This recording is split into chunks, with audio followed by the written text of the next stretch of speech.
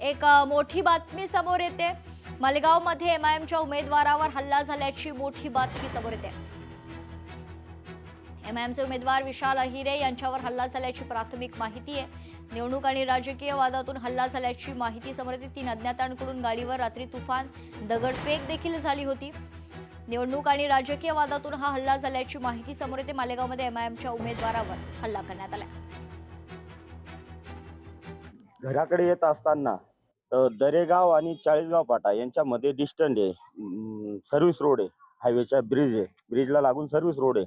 त्या सर्व्हिस रोडवर कुठल्याही प्रकारे कॅमेरे वगैरे नाहीत। अंधाराचा फायदा घेऊन 3 इस्मांनी माझ्यावर अटॅक केला। माझ्या गाडीवर एकदम वेगाने जोरदार दगडी मारून फेकले त्यांनी।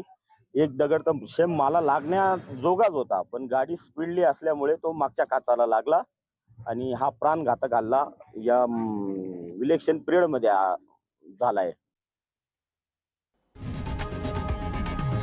लोकशाही मराठी ऐका, पहा, जागरूक रहा।